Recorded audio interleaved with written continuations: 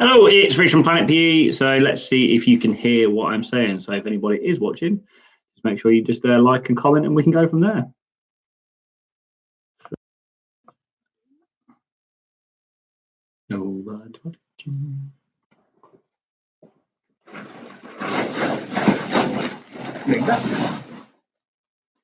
Hey, it's Rich from Planet PE, and if you aren't watching already, then welcome to the GCSE PE one. Sorry about the quality. The big camera wasn't really working, so we've got to use this one. So on the webcam. So if I can't.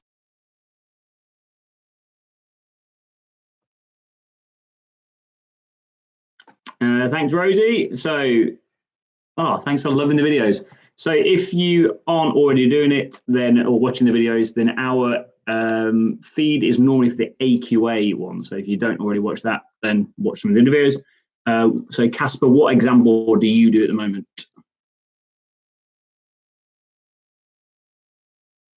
So let's have a look at the spec that we're going to be talking about the most. So if you've watched the What's on Paper 1 video, it gives you an idea of the topics that we're going to be talking about. So what we're going to really look at are the different aspects of the course. So have a look at applied anatomy and physiology first.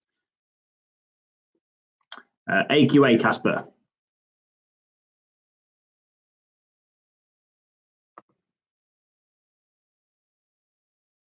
Can you give me a heads that you can hear everything? Because I'm getting a really low reading on my mic level. Can you just give me a shout that you can hear it?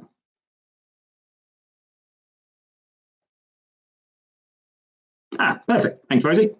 Okay, so if we are going to go with the anatomy and physiology, so first, so this is what you're going to see at the very start of the paper. So there will be some sort of anatomy and physiology based questions. So within that bit, you're going to be asked about things like where you're going to identify where the bones are and which bones create the different joints. So if we're thinking about the head and the neck, we need to understand obviously it's the cranium and the vertebrae. For the shoulder, the scapula and the humerus. Obviously the chest, we're looking at the ribs and the sternum. And the elbow is the one that some people get a bit confused about. So looking at the humerus, radius and ulna. So make sure you're talking about both, because obviously with our lower arm, we've got the radius and the ulna. Remember, the radius is the one on top, ulna's underneath, and about how they then connect to the humerus. So the hip is the pelvis and the femur. Obviously the knee is the femur and the tibia. But you also need to know that the patella is also part of that joint because it sits in front. Obviously the kneecap is the one in front. Okay, and obviously the ankle is the tibia, the fibula and the talus. Okay, so just really quickly, you're going to be asked to maybe label, or you might get a quick question about which three bones make up, let's say, the ankle joint. So that's sort of thing you look at. So are there any topics that you guys particularly want to look at? Is there anything that you need to understand that you're not sure about? Again, just comment and we'll look at all that in a sec. Now, the next bit is something that people get really super confused about, and it is the function and the structure of the skeleton. So we've got one young person here. Can you talk about long answer questions? Yes, I can. So another one, quick question. In your opinion, which paper is easier? Because personally, I found paper 2 harder. It depends on your revision. So if you are somebody who gets sites quite easily and you maybe have lots and lots of examples that you can talk about, then you might find paper 1 really easy. If you find paper 2 harder, that might be because of maybe your knowledge of sport.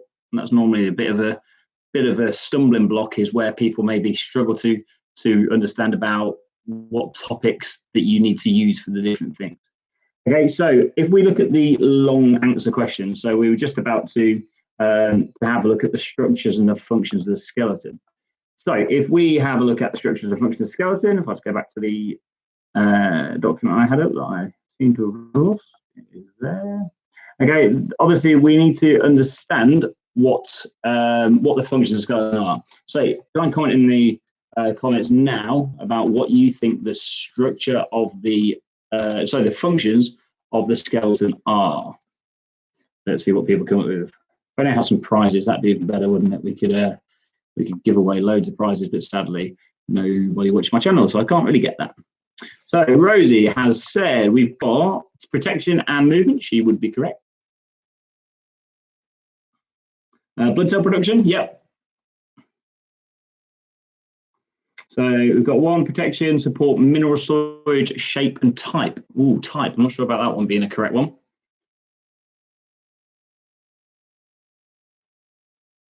So let's have a look at these together then. So just trying to split my screen so I can see you guys at the same time. Okay, so obviously with a function, and we've got support, we've got protection, which is obviously caused by the flat bones. We've got movement, structure, shape, and also we've got these points of attachment. So don't forget that. So obviously your skeleton attaches, so the muscles attach to the skeleton to create our movement. So again, something else to think about there. Obviously, mineral storage we had from Mario, is it? Rosie missed that one. And blood cell production. Now, blood cell production obviously is key because it is our red blood cells and our white blood cells that are created, and they are created in the long bones that's in the marrow of them. Now, what is the difference then between the functions and the structure of the skeleton? Because that's the sort of question we get a little bit maybe confused about. So if you were to get a extended question about the functions of the skeleton, you might be looking at giving obviously examples in there, but then having some sort of evaluative comment. So it's what we've been suggested is that we need to prepare you guys for every single topic being the extended question. So let's think about how exercise might affect the skeletal system. So obviously, if you do weight-bearing exercise, you're going to get lots of benefits. So you're going to get stronger bones. Now, that also means that you're going to have a reduced risk of osteoporosis. Because I do OCR, I don't have to learn about types of bones. Oh, dear. I can have a look at OCR in a second. I will get that up. Okay.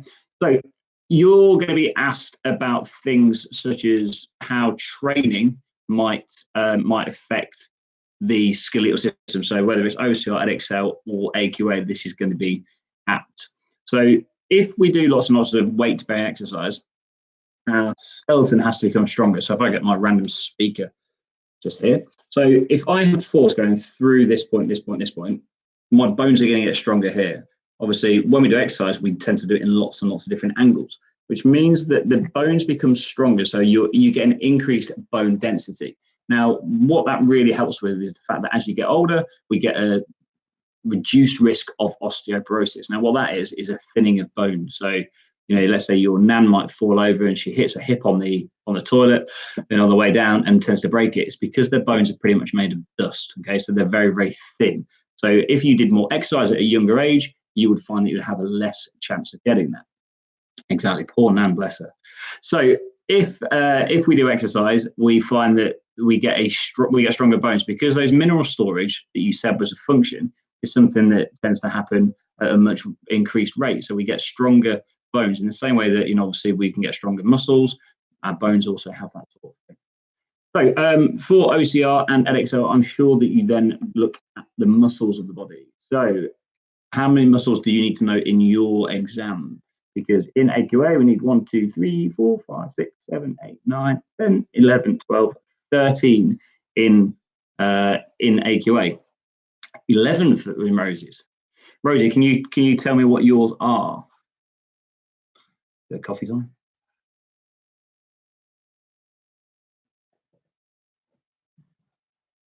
So I'm just going to cut my ones out of here and put it in the comments just so you guys can see the ones that we need, and just there might be a little bit of a crossover. So the ones that you need for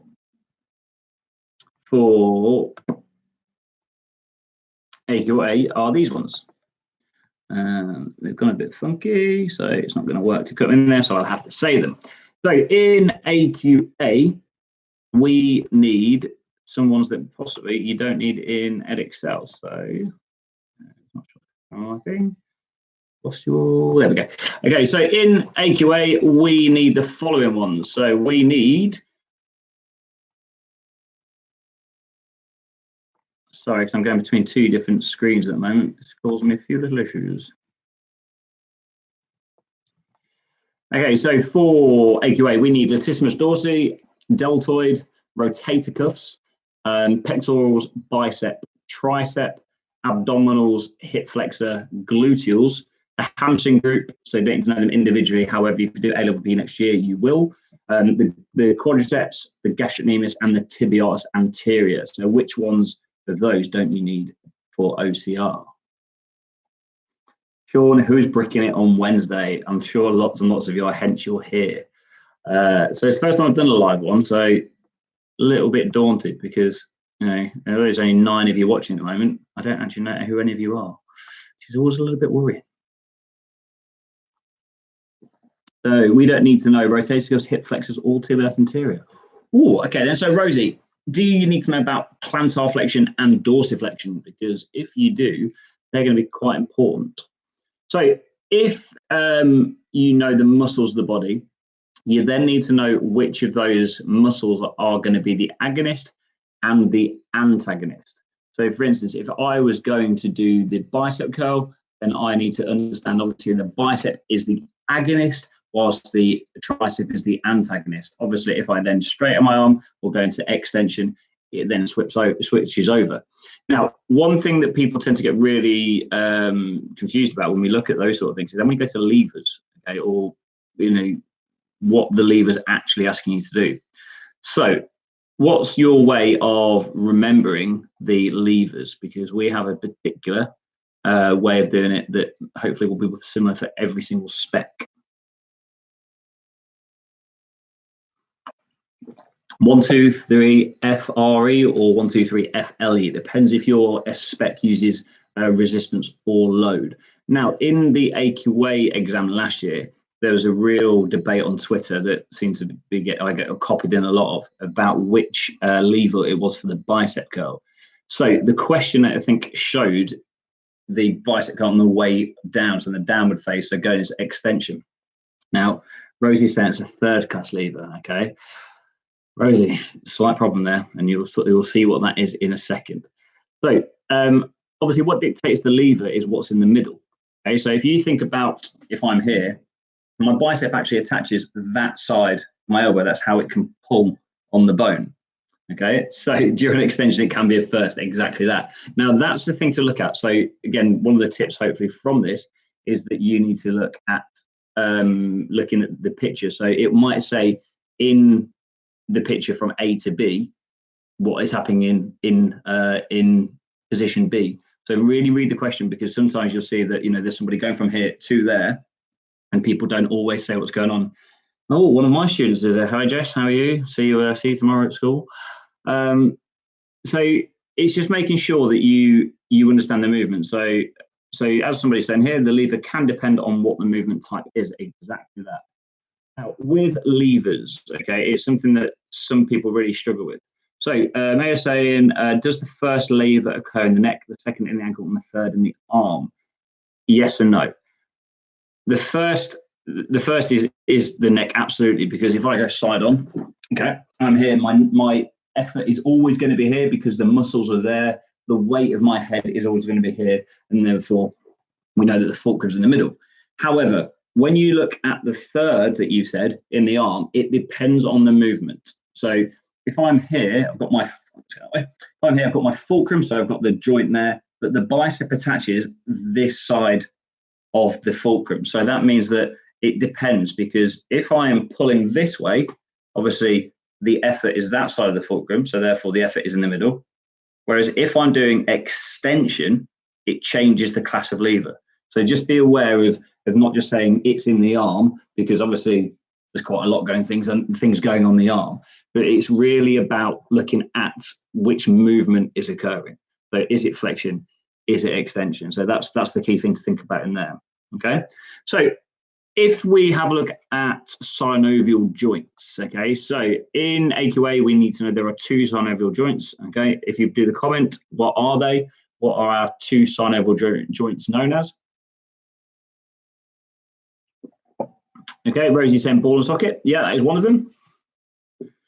Well done, Charlotte. You're saying with you, ball and socket and hinge. Okay, so if we think about the movements possible at those joints, okay, so we've got ball and socket and hinge. Okay, so a hinge joint can only do 2 movements. What are they?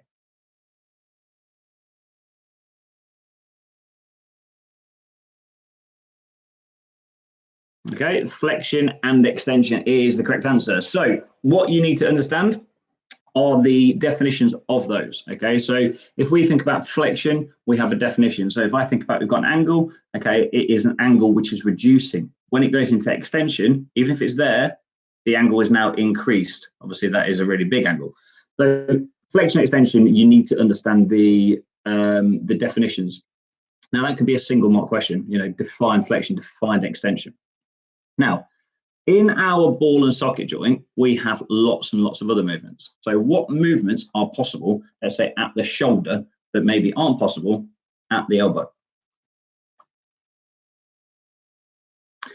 So we've got one person who's saying flexion, extension, abduction, adduction, and rotation. Ooh, now there's one more if you do AQA. Now I'm not sure if it is in the other specs. I just spotted as well behind me is the things. This is our spare room, by the way, so that's why lots of things in here, and also things like wonderful BTEC work. So what happens when you're a teacher. Okay, Maya is also saying circumduction, as is Howard and Hannah. So if we look at rotation and circumduction, they're two different movements. Now, lots of people get really confused about which is which. So if I am to do this, so let's say it's a bit like a screwdriver, or if I was a spinner in cricket, putting spin on the ball, then what is that? Is that rotation or is that circumduction? So what is this? Is this rotation or circumduction? So Maya and Charlotte, I will have a look in a second. Sean, could you go through a AQA paper? I can. Now, what I'm looking about with tonight, because tonight's going to be a short one. On Tuesday, I'm going to do a longer one, and I'm going to play around with some software because, like I say, I've got my lovely posh camera that I'm talking to from like a yard away. I could do it on my phone, but what I'm going to try and do is try and get a few different good things on so I can drag it across, because you can only see obviously my webcam at the moment. So rotation is correct. Okay, so rotation is more this, where we start to rotate around an axis, whereas circumduction is where we rotate around the joint. Okay, so that's the difference. So circumduction is someone bowling cricket, not throwing cricket, because if I throw, that's just that. As bowling is that circular motion. So circumduction is a full circle, whereas rotation is more like a dot. Probably the easiest way to think about it. With Sean, what time? I will probably look about 8 o'clock. I think that's normally the best time for people, and also for me, because by the time I get back from school. So whereabouts are you guys? Where are people based? And also, how have you found me? That's what I'm always quite interested to see, because on YouTube I see lots and lots of stats. So I tend to see that we've got like 500 people looking at certain videos, but I don't really know how you guys find me. Can shoulder be circumduction? Shoulder can be circumduction. The hip is going to struggle to do circumduction.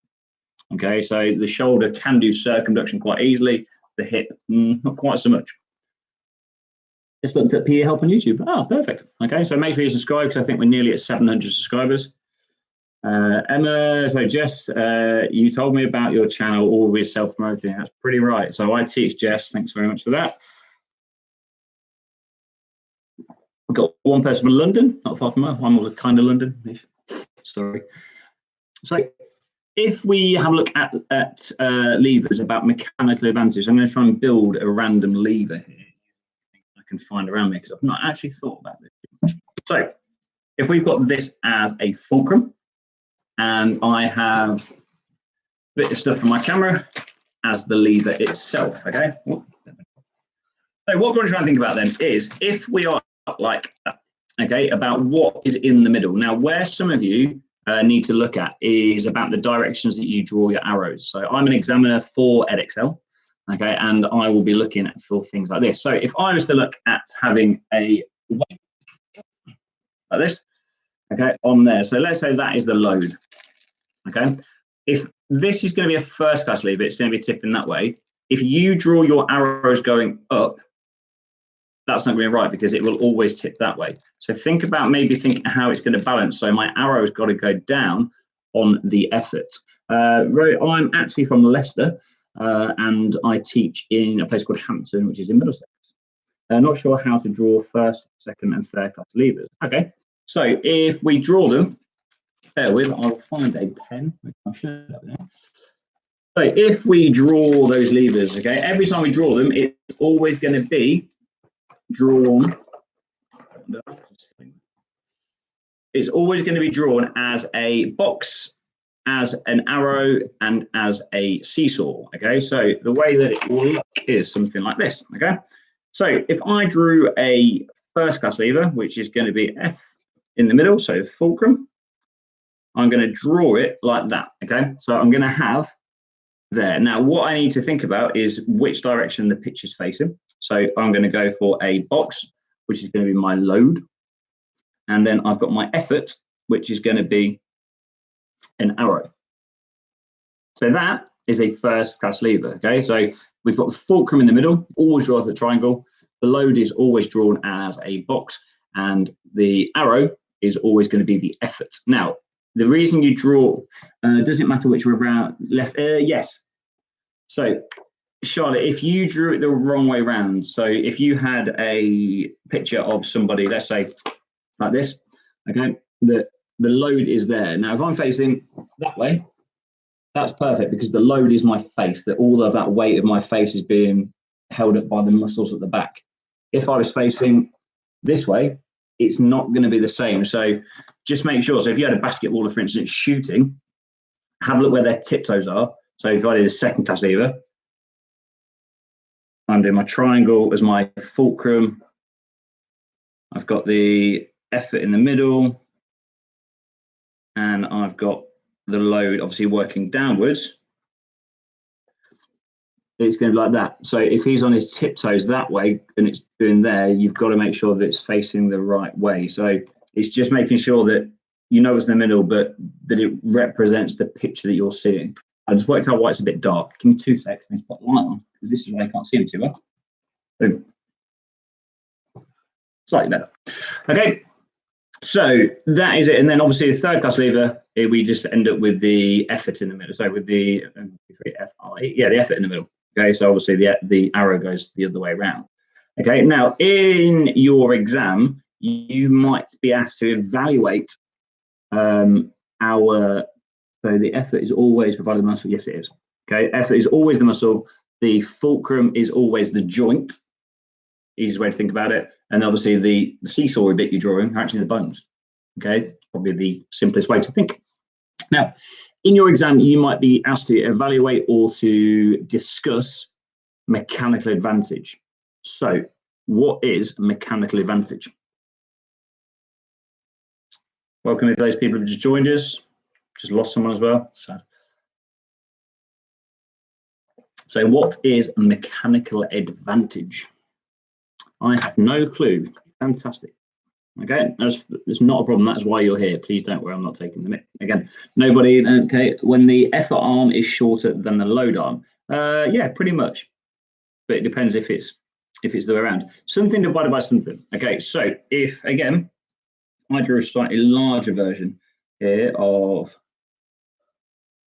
our lever. So let's say we're going to go for another first class lever. I won't be going that way because that's working downwards there. Okay, so if we have a look at this version, okay, what we need to do is we've got a fulcrum in the middle, and what we're doing is we are dividing the effort arm by the load arm. Okay, so in this point it is dead in the middle. Okay, so therefore if you divided the distance by that, so let's say that's 5 centimeters by another 5 centimeters, it's going to be 0. Okay, now if we then change that lever to, let me just draw this one.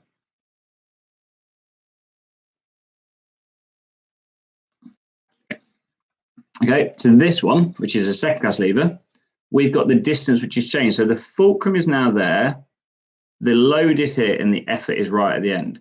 Well, if we think about the distance here, then obviously we've now got a mechanical advantage because the load arm is really, really short and the effort arm is really, really long. So if I think about my car, if I wanted to change my tires, if I tried to do my fingers, it's going to not really make a lot of difference. I'm probably not going to be able to undo it. Whereas if I had a wrench that and it had a really, really long lever, if I tried to turn it, it's going to turn a lot easier. So a first class lever, pretty much has no mechanical advantage. So, my neck can kind of lift my head, but if I added loads of weight onto my face somehow, it's going to find it a lot more difficult. Whereas my ankle is amazing. It can lift, me as a big lump, all of my body weight on one foot. So that has a massive mechanical advantage because of this, because the effort arm is longer than the load arm. Okay, so does a first class lever have a mechanical advantage or a disadvantage? Middle. So the biggest advantage is a second class lever, and a first class lever really can't lift that much, really, because obviously we are in that situation because of the difference between the effort arm and the load arm. Okay, it's better than a third class lever. Okay, a third class lever has the biggest mechanical disadvantage. So in there, we've got the problem where the effort is closer to the fulcrum than the load is, so therefore it's harder to move it. Is arousal inverted U in paper 1 or paper 2? Is in paper 2. So paper 2 is all the psychology stuff and things like that. So thanks for that, Jess. So mechanical advantage. It's really about what's in the middle. That's the key thing you need to know. And essentially, the further away the effort is from the fulcrum, the easier it is to move. Okay, so if my effort's really far away from the fulcrum, I've got a bigger turning circle, it's going to be easier to move. Okay, so any other topics, because we've probably only got about 15 minutes before I need to get on with the rest of my day and then hopefully plan for what I'm going to do on Tuesday. So any other topics that anyone is particularly unsure about, particularly Hannah and Jess, because obviously I don't think we see you again until the exam. Can you do long and short term effects? Yes, I can. So, Sean, let me get my paper. Okay, so let's have a look. So, long and short term effects actually are the ones that you guys need to be doing the most. If you've watched any of my other videos, I've done a bit of prediction, but again, I'm not writing the paper, so I'm not exactly giving a lot away. It's me having a bit of a guess. So you need to understand the different effects that we're going to have on the body. So during exercise, those short-term effects are the things that happen right there and then, and also those things that are going to happen slightly longer. So we've got immediate effects, which is going to be you getting hot and sweaty, you'll increase depth and frequency of breathing, and obviously increased heart rate. Okay, now someone's saying, I'm scared about the 6 marker. Okay, this could be one of those. Okay, so if we are doing again, vasodilation and vasoconstriction will come from this. Okay, so if we look at the short-term effects, this is something you could see in a 6 or 9 marker. Okay, now if you know the answer, that's not enough in a 6 marker, because what you need is the skills. So if we take these immediate effects, okay, so I'm just going to just copy these into the chat just so you can see what I'm on about if you miss anything. Okay, so into here. Okay, so these are the immediate effects of exercise. Okay, so we know that if you're doing PE, that you're going to get hot and sweaty, you're going to get red skin because your temperature is increasing. Now, you're also going to get an increased depth and frequency of breathing, and increased heart rate. If you just said those in a 6-mark question, you're going to get 1 mark, because all that is AO1 content. And AO1 content is literally you just giving facts. Okay, now that's not enough. You have to give linked examples.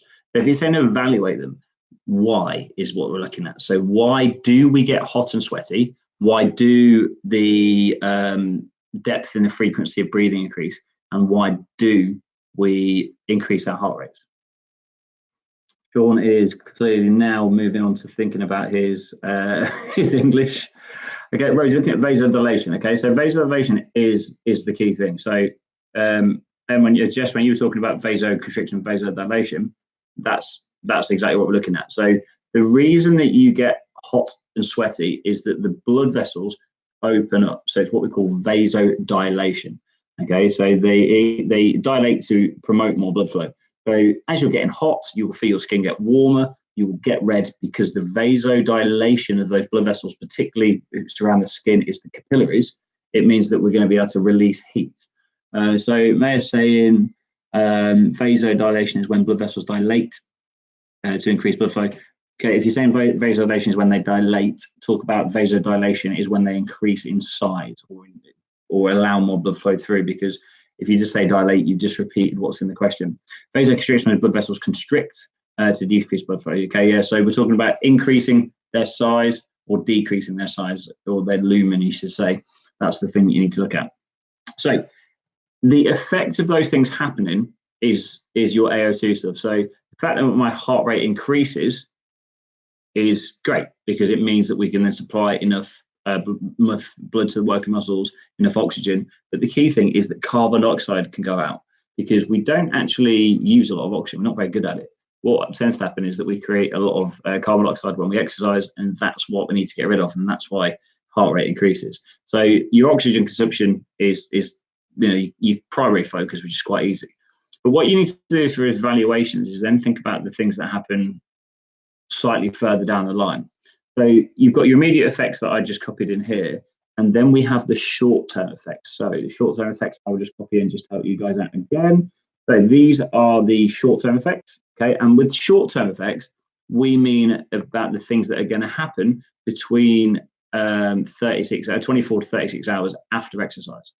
Okay, so the things that we need to understand there are that we have tiredness, fatigue, as you can see, lightheadedness, nausea, and obviously good old DOMS.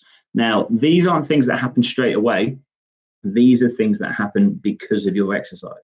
So we got tired during exercise and we felt tired after it.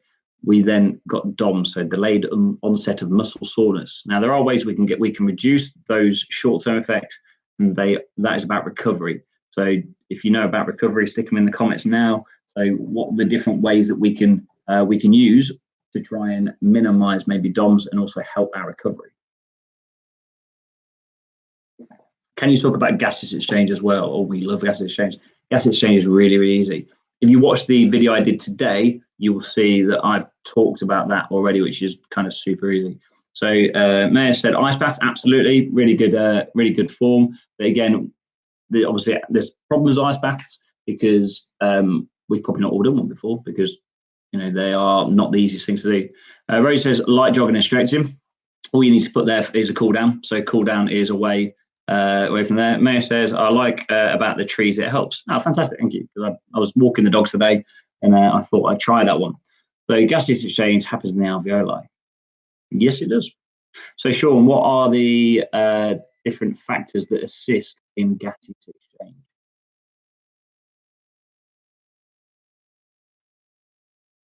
So just while you think about that one, so thinking then about the long-term effects. Now, long-term effects are the things that happen months and years after training. So if I am going to go and do training, there are things that happen. So I have a change in my body shape. I might improve specific components of fitness, let's say like cardiovascular fitness or strength.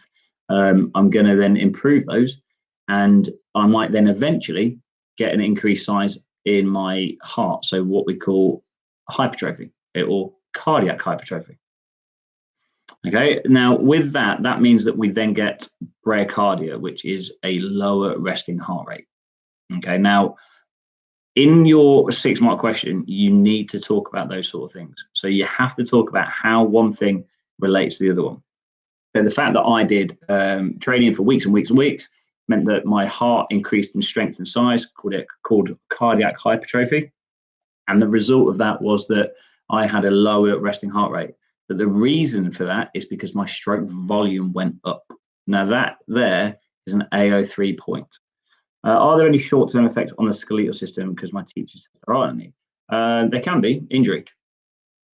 Do you need to see any negatives in the 6-marker? Yes. So if you can, that would be amazing, because the AO3 points in there are you looking at both sides of the argument, but it depends on the command word. If it says discuss, you have to do it.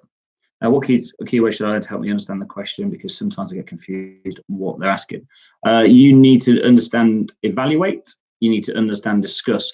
If you look at my channel, I've got a 6 and a 9-mark video where I go through what the command words are, and I explain everything. So if you ever watch those videos on YouTube, that the pen that writes it all is one of those. So again, have a look. It might work for you, it might not. The other one that people aren't very good at is outline. So when it says outline the factors, for instance, which assist in gaseous exchange, people aren't very good at that. They just tend to state them. I was going to ask if you were going to do live paper 2 or not. Yes, I can. Yep, absolutely. So the aim, again, if the quality is not too good, because I'm obviously not a full-time YouTube legend. If this is okay for quality wise, I can definitely do on Tuesday. I can definitely do one on Thursday.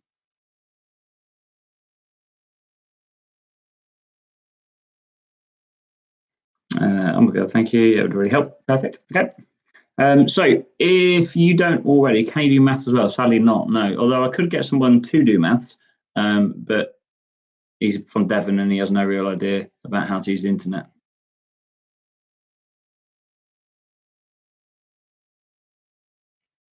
Thank you for the help. No worries, Geo Gaming, or Geo7 Gaming, so I should say. Okay, so guys, is the quality okay? Is it for revision? Is that kind of stuff that we're after? Because the whole point of doing this one tonight was just a bit of a tester, because I see a lot of various bits online. Yeah, it's fine, perfect. Apart from obviously this side of my face is here, because if I turn the other light on, hang on. There you go. You can actually see what's going on now. Hey, that's better. Life is hard, yes, it is, Sean. Again. Awesome. Okay, so if you don't already, please subscribe to the channel. I'm trying to grow it, but it's a bit of a problem really, because apparently GCSE PE people only care about this time of year. So if you have a look on Instagram today as well, I did a few videos today, a few questions. Again, you can 50-50 ones. I found it quite interesting that some of the people who follow me on there, I got them wrong, and some of them are PE teachers, which is a bit of a problem. May I subscribe? Thank you very much. I'm saying mayo, is that even right? So, by the way, Eurovision video saved my life. Oh, thank you. I got last year I became a meme, which is quite funny. So somebody on Twitter decided that Neil from New Betweeners had saved their GCSE PE course, and it made my picture, which is quite funny. So again, if you go on Twitter, I'm on there. So planet_PE, same as on Instagram. On Instagram today, I did a few stories when I was walking the dogs, looking at some quick fire questions, which were using the poll where you can just pick one or the other, but I've not worked out where there you can then show which the right answer was. Let's, what, we've got about 5 minutes. Is each paper 78 marks? Yes, it is, and I was just going to talk about that. So let me just get up the thing I was going to do. So if we have a quick look at one of the papers, remember when you become famous? I don't think that's going to happen. Although I did have a conversation with someone last night about how there's no famous PE teachers or no famous teachers, but you've got celebrity chefs. That'd be quite funny, wouldn't it? Okay, so if you have a look, did you say you do a live every night? I could do, but again, it's just whether things at work kind of get in the way a little bit. So I might try, but again, I'll put something on Instagram if I'm going to do it. So it's a case of looking on there. By the way, what do you think the grade boundaries for all balls be? I don't know. I'd like to think they were going to be exactly the same as last year. That'd be amazing. But you would expect that we've got a little bit better at teaching the course. So you'd think that the boundaries might change just a fraction. Okay.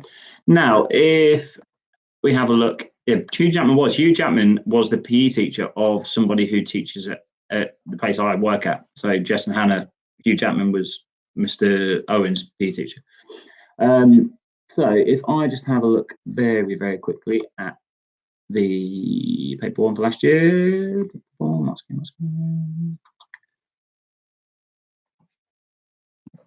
Okay, one thing to have a look at is how many marks, how many marks are available for each of the assessment objectives. Here we go. So I've got the paper 2 one at the moment. Okay, so if you have a look at the assessment objectives, so you've got this assessment objectives 1, 2, and 3. Last year, 32 marks were available for AO1, so out of 78. So, nearly half the marks were available for your ability to revise and know definitions. So it shouldn't be too difficult. 26 marks were available for your ability to then use that term and use a practical example. Only 20 marks, only 20 were available for you to use AO3.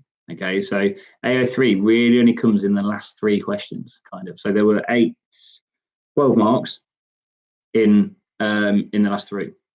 So let's have a look. What would you say is a good mark out of 100 for practical? It depends, really. Like it's really, really difficult to get 25 out of 25. Put it that way. So in your weakest sport, that's normally the one that really makes the difference. So you want to just get as many as you can. So if you could be in the 70s, you're going to be doing pretty well. Put it that way. If you're in the 60s, you're still doing nicely. Again, even if in the 50s, it depends on how good you are with the theory as well. So I really want to be a football coach, but would you fail PE? Yes. So you don't have to. PE and being a football coach are not related. So all you have to do to be a coach is do the relevant badge. So I could have not been a PE teacher and could have been a cricket coach, because all you've got to do is do your badges that way. So that's a lot, I hope. So someone's saying I got predicted 7 or 8. I don't think I'll get that. Well, no, I had someone. I had someone last year who got a 5 overall, and in their mocks were pretty much failing. So, where to? I got 24 for my coursework. Awesome. Well done. What sport was it? So that's Alex, by the way. So what sport was it that you did for yours? I'm practical 45 out of. Again, don't think about that too badly, because 45 out of 100 last year would have still got you a 4. So, if I don't know you, so that might be sort of the grade you're aiming for. But again, your theory, you're here, you're doing something about it. Alex got 75 out of 100 in total. That's decent. So last year, roughly, the grade boundaries were, let's find them, were about 50% got you a 5 along the way, things like that. So Sean got 17 out of 100. You sure? I don't think you did, Sean, because 17 out of 100 would suggest that in your 3 sports that you only got just over 5. Not sure that's the case. Okay, so no, honestly. Okay, you're here then, so hopefully we can get you lots and lots of marks. Okay, so looking at those assessment objectives, like I say, AO1 is the most important one, because if you don't get your AO1 content, you've got nothing else to then add on as far as the practical examples that you might want to use. So raised there, my sports and coursework are out of 18. I've got 54. It's a really good start. So again, it's making sure that you don't make any silly mistakes in the exam. So one of the silly mistakes that I see is, for instance, in the data ones. So here's a final couple of questions for you. What is the difference between qualitative and quantitative data?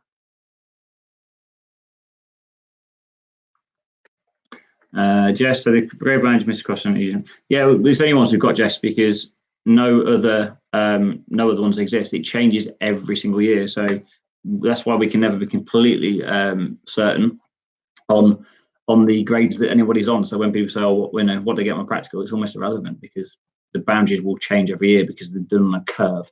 So no matter what, a certain amount of people will get a 4, a certain amount of people get a 5, and then after everybody's picked completed the course, they then look at where the boundaries would be. So every single year it changes. So doing the last questions first, good idea. Yes and no. If you're really confident on yes, otherwise you can kind of put yourself in a bit of an issue for the rest of the paper. So it's very much dependent on the people. I was going to that Snenka. Snenka Learning, by the way, is a wonderful, wonderful website. So I got used to it before it was really out, and it made a really big difference for some of the students that I taught last year. One is numbers, one is letters. No. One. So if talking about quantitative, no. So one of them is about data, and one of them is about letters. I'm not sure what you mean by that one, but we'll go for that in a sec.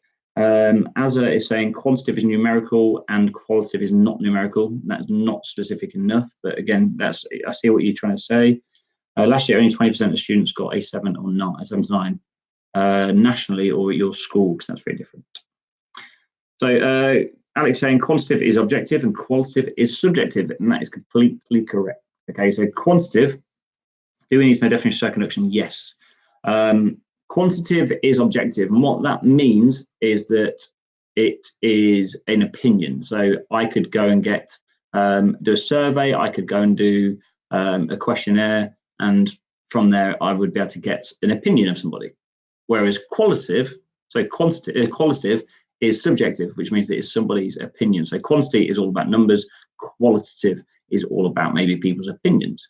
So do we need to, yes, the biggest mistake I make, all forget to practical examples, which is where I lose, yes. So put it this way, if it's a 1 mark question, you don't need them. Every other question you do. So Rosie, every single time, add a practical example, and don't add a example of sport. It has to be an example from sport. So if I was talking bowling and cricket for circumduction, then that would be a good example. Whereas saying circumduction is used in cricket wouldn't get you a mark. So make sure you give a sporting example, not an example of a sport.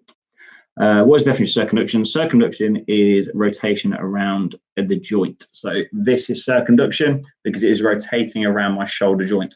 This is rotation because it is a rotation around an axis. Sure, I'm going to work on the street. Well, enjoy that one. I'm enjoying the chats that go on there about the variety of pay that Sean might earn on the street. Sean, I'm sure you'll be absolutely fine. When I did my GCSEs, I had no idea what I wanted to do, so I started playing cricket for a bit, and that went okay. But at 16, all you've got to make sure, guys, is that you end up with the best set of results you can, so you have the choice to do what you want when you're as old and ugly as me. So let's just go. I was going to do 45 minutes. I'm going to do an hour, so I'm going to click off at 9. So for seasonal training, we need to know about peak preparation and transition phases, not in AQA. In AQA, you need to understand about the pre-season, the during the season, or the competitive season, and the off-season. So the fact that we are trying to get fitter, we are then trying to then just maintain our fitness, and then we're then recovering. So 2, 4. Will you do one of these for paper 2 as well? Yes. So if anyone has just joined us, I'm going to do this. Is only a bit of a tester, just see if the streaming thing works. On paper 1, I'm going to do a session on the paper 1 stuff on Tuesday. We're going to start that at about 8, so maybe 7:30 actually. We'll do 7:30 till 9 or something like that. So I'll always talk you through an exam question as we go. And then do the same on Thursday for the paper 2 one. Rosie, I'm 14, 15, 2 months. Happy birthday in 2 months. You said that a shoulder is circumduction. Yeah, so the movement possible at the shoulder is circumduction, yes. So this is circumduction, and it is the movement around the shoulder joint. So you do some exams in year 10. Oh, you must go for a very nice school. Caitlin, mechanics of breathing. Now, I did say I was going to do a video, didn't I? Sorry. We can do that very, very quickly. So mechanics of breathing are pretty straightforward. So if I sit here and breathe in, my chest moves up and moves out. When I breathe out, my chest moves down and moves in. And that's really all you need to kind of understand, is because all we're trying to do is create more space so that pressure moves in a certain area. So the way that we do that is that our intercostal muscles will contract, which then help our ribs to then move up and out. And our diaphragm will go from being in a round position to then flattening out. And all that does is creates more space. Now, the real difference there is that it creates a different pressure. And all pressure moves from a high pressure to a low pressure. So like on a slide. So think about if you start at the top, you end up at the bottom. Now, when I then do that, I've then increased the amount of pressure. So therefore, air is going to then rush in. Whereas when I then breathe out, everything does the opposite. So the diaphragm was flat and then curved. So then it creates less space. So it's more like that. And our ribs and our sternum will then go back in. So again, it's just about changing the space, but it's just the muscles that's in there. So with season training, extended questions, what sort of things should we talk about for high marks? There was a 6 mark or 9 mark question last year on seasonal training, but really what you're looking at is how the performer is going to prepare in their pre-season, how they're going to use different methods of training. They're going to look at different components of fitness, and also they might therefore cause hypertrophy, all those long-term effects that you wouldn't in the season. So in the season, you're not really getting any fitter. All that's happening there is that you're kind of maintaining your fitness. And then obviously as you go through the season, it's about then maintaining the fitness, and then after the season about the recovery and all those things about not trying to get injured, but actually prevent injury. So do you know any of the teachers who do lives like this for any subjects? The only one that I know of when I scout around is who's the woman who does the science and the maths one. Is it Hannah? You'll probably know. Hannah or Jess, you'll know, because I think you follow her. Is it Primrose? I can't think what her name is. How many marks is this question? That would be a 6-mark question if we're thinking about the different training ones, but that's already been a question from last year's paper. Sean Bligger Rising. What do you think the 6 or 9-mark questions will be on? For paper 1, I've already done a video for that, and again, that is my opinion. It's me guessing. You know, don't kind of put all your eggs in my basket, because that would be pretty silly. So all you need to try and think about is being prepared for all of them, and then thinking, well, how could I evaluate? So how could I say this was better than this? How could I then offer those alternatives? Primrose Kissing. So what is gamesmanship and what's on sportsmanship, and what paper we're on? That would be a paper. They would both be paper 2 topics, and gamesmanship is where you are trying to almost bend the rules rather than breaking the rules. And sportsmanship is obviously acting in a manner that is kind of in keeping with the rest of the sport. Again, I've done a video on both of those. What's the difference between short-term and immediate effects of sport? So immediate effects is during the performing of it. So right there and then. So you think if I went for a run right now, my heart rate would go up, I'd sweat and things like that. If you look at further up in the chat, I copied those in. And the short-term effects are the things that are going to happen 24 to 36 hours. So really, you're looking at DOMs, fatigue, and things like that. Is there a high chance warm-ups and cool-downs will come up? Yeah, possibly. Could be any of them. Particularly thinking about warm-ups and cool-downs and the effect it has on performance would be a good thing. So, you know, if you're Usain Bolt and you are competing in the Olympics, you've got, say, 3 or 4 races before the final. Cool-downs are pretty important so that you can avoid injury, which is pretty key for obviously winning the Olympic final. Warm-ups are really key, because actually doing a warm-up improves your performance and also mentally prepares you, because there are 3 stages of warm-up, which hopefully you're going to tell me about in a second. So what are the 3 stages of a warm-up, and why do we do them? Is there a quick way of remembering players and axes? Absolutely. So I'm about to use my hands, and then some of you might get this and some of you might not. So planes and axes. Okay, so we've got a plane, which is a direction of movement. So I can move forwards or backwards, side to side, or whatever. Okay, so shall we remember maximum? Okay,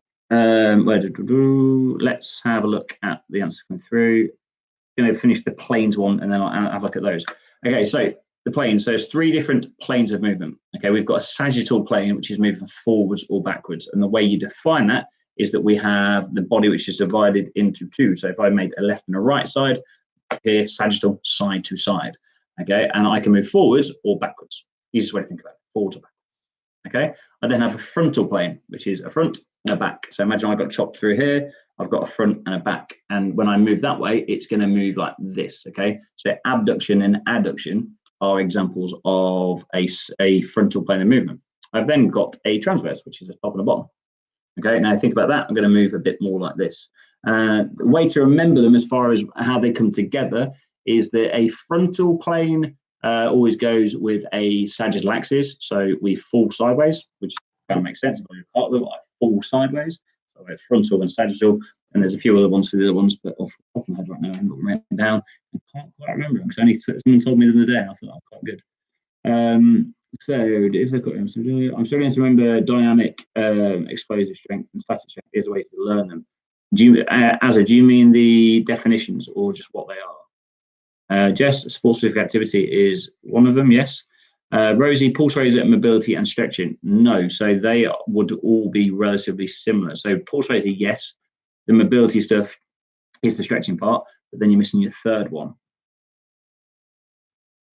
Zeno is saying pulse raiser and stretch. Yeah, they're the first two, but you're missing the third one. So what's the third stage, Zeno? Rosie and dynamic movement. Okay, so the thing that you need to go for is a game-related activity or a sport-specific activity, because that is mentally rehearsing and getting you prepared, which Alex is just saying here. How much should we learn for the fitness test? Dan, you need to learn lots and lots about it. So you will be asked about the protocol.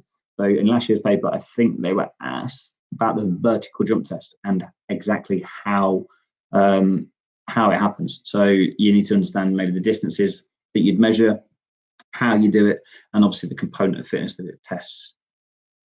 How much should we learn? So definitions. Okay, so yes, you need to know definitions. So essentially, explosive strength is power. You know your definition of power, and it'll be the same as there. Maximal strength is the amount of force applied by the muscles, and dynamic strength is is it dynamic? Maximal dynamic explosive, yeah. And dynamic strength is actually, see if anyone else can put it. So dynamic strength, anyone got the definition for that? See if you can help Azza out in the chat along the way. So this hour goes quite quick. It's funny that my lessons don't always go this quick. Maybe it's because it's me talking to myself and not really wondering if anyone else is actually here. Oh, dynamic strength. There's nobody giving me an answer yet. Who's frantically Googling it?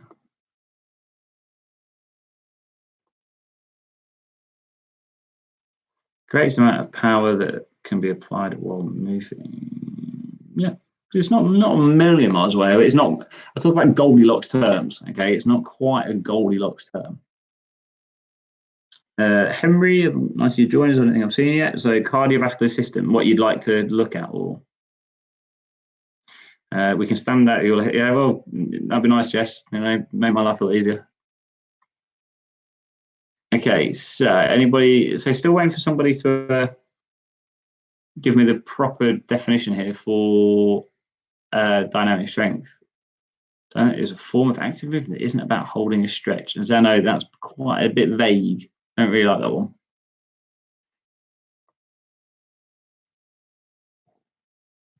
Come on, dynamic strength. Someone can get this one.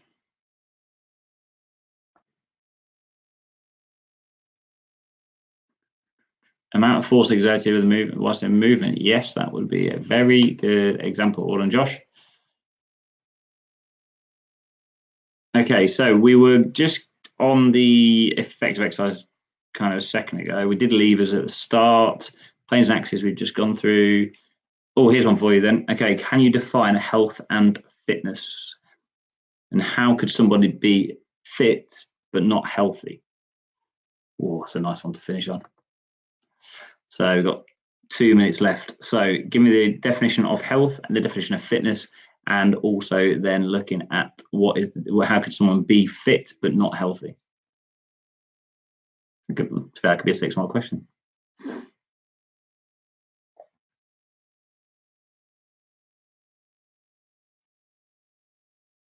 Ooh, we've only a minute left. No one's frantically typing away yet.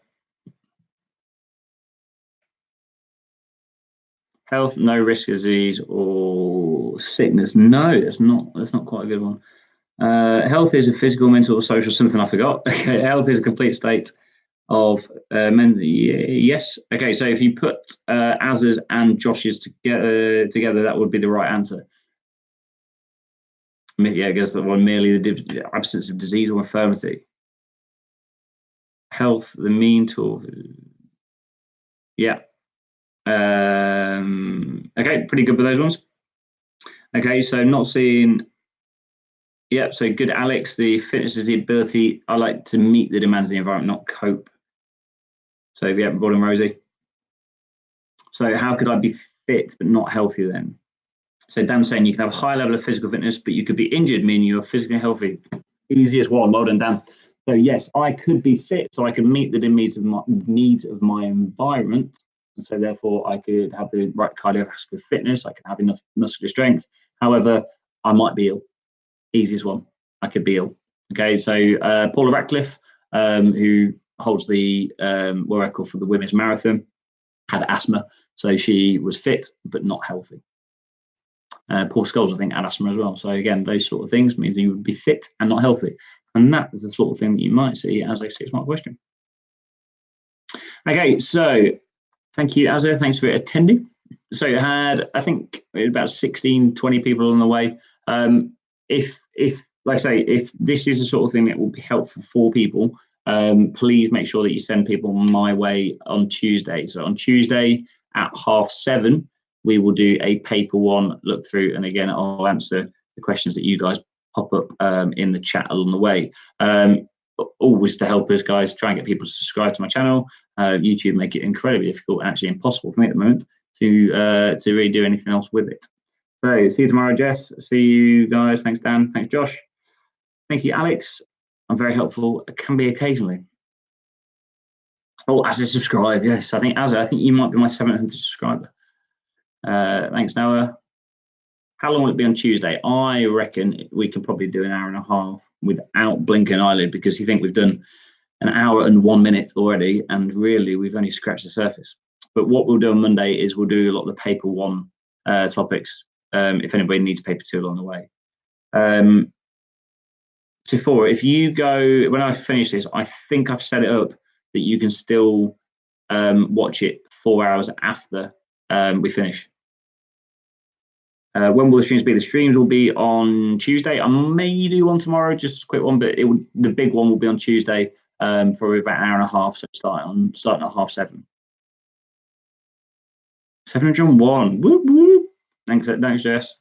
But Jess, do you follow? Or you might be one of the first ones, oddly.